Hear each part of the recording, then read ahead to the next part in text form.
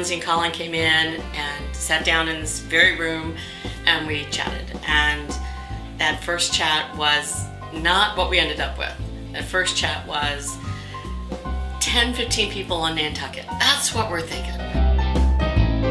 I encouraged them to go home and think about it and talk about it and decide if they really wanted the intimacy of 10 or 15 of their closest around them and that kind of celebration, or if they wanted a celebration of being surrounded by all the people they love and that support them and that they enjoy to be with. And that's ultimately what Lindsay and Colin decided to do.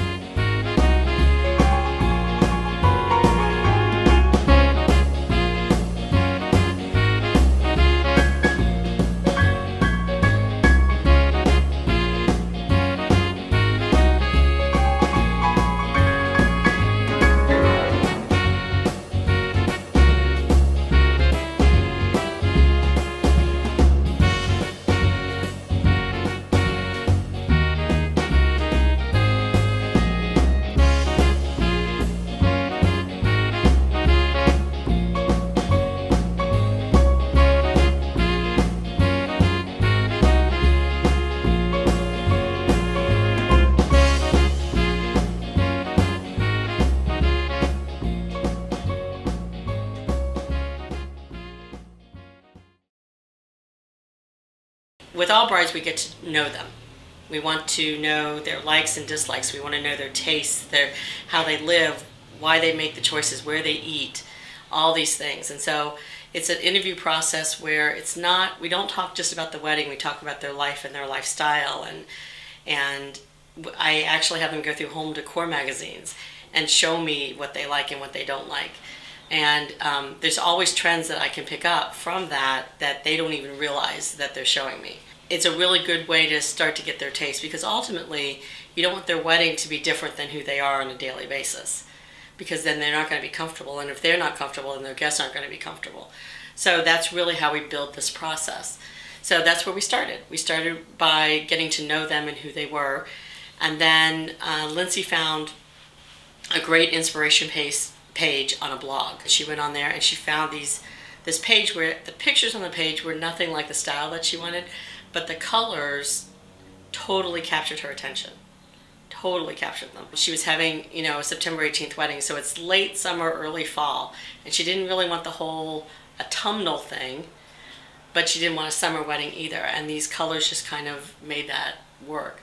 So that's where we started, with that page and those colors and knowing what she and Colin liked as far as their style goes. We started with invitations because that is the first introduction to anybody. Interacting with the wedding is the invitation.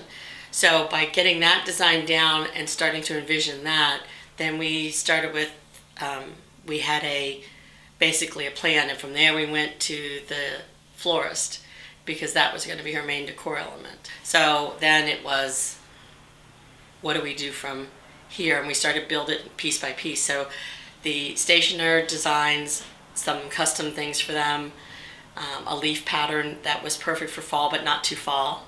You're only as good as the people you surround yourself with. That's the bottom line. And when we're lucky enough to have amazing vendors here in Cincinnati, and when I, as a planner and designer and coordinator, give them freedom, because my client trusts us, which is ultimately what we want. They trust us. I can then give them freedom to do their best work, and then the client is blown away by the result. That's ultimately, couldn't get better than that. I love surprises, and sometimes it's hard to have a good surprise for a client, but in this particular case we were able to surprise her with a few different things. It was an outdoor ceremony, an outdoor reception, and it was assigned tables for seating for dinner, and so having just a regular escort card on a table, which means it's susceptible to wind, so that was never going to work. So the stationer, again, she had created that custom leaf design. And on the save the date card, it was actually, the leaf design was fashioned into like a kind of a modernistic tree look, and the bride adored that tree on the save the date. And so what we did is the stationer printed that tree on a 4 by 6 foot canvas, and then we mounted it to, or she mounted it to a 4 by 6 corkboard. So it was completely covered, so it looked like a piece of artwork. And then each guest's seating assignment was a leaf on the tree. She had no idea that was coming. And then we also took the same leaf pattern, and rather than just have a color wash on the dance floor or anything like that, we created a custom gobo, which is a screen that goes over a light, projection light, and her whole dance floor was covered in the leaf pattern. It's listening to your client and finding opportunities within, you know, of whatever it is that they're already doing. You know, we knew we were going to light the dance floor. We just had never talked about how we were going to light the dance floor, but we knew it was going to have light on it, so it wasn't this big black hole in the middle of the room. So let's just take that a little bit further. We knew we had to have escort cards. That's great, but how can we make that just a little bit better? And it's those types of things that you can do just by listening to the client and looking for opportunities. And it's really fun to see the look on their face and to hear the squeal in their voice when they see something for the first time, or they experience something for the first time that they weren't expecting at all. It was the most glorious day. It was glorious. The weather was perfect. I couldn't have paid someone to make more perfect weather. It was a perfect day. To the best of my knowledge, Lindsay and Colin were smiling and happy and enjoying each other and their friends and family from the moment they woke up to the moment they went to bed. And they didn't worry about all the stuff that was happening in between. They just enjoyed themselves. And while we do a really phenomenal job at all the rest of it, and it looked fabulous and guests had a great time and all the little things that we had planned for the guests, it was that at the end of the day, my bride and my groom and all the parents, they loved their day. They loved it. And they can't stop talking about it. And that is the best. That's the best. Is there anything I would have done differently? No. Because really, based on, you know, what we do, it's a team effort. You know, I have a great team. Eventurous is a great team of people. It wouldn't have been possible without me trusting my team and my team trusting our vendors and us all working together to make this work.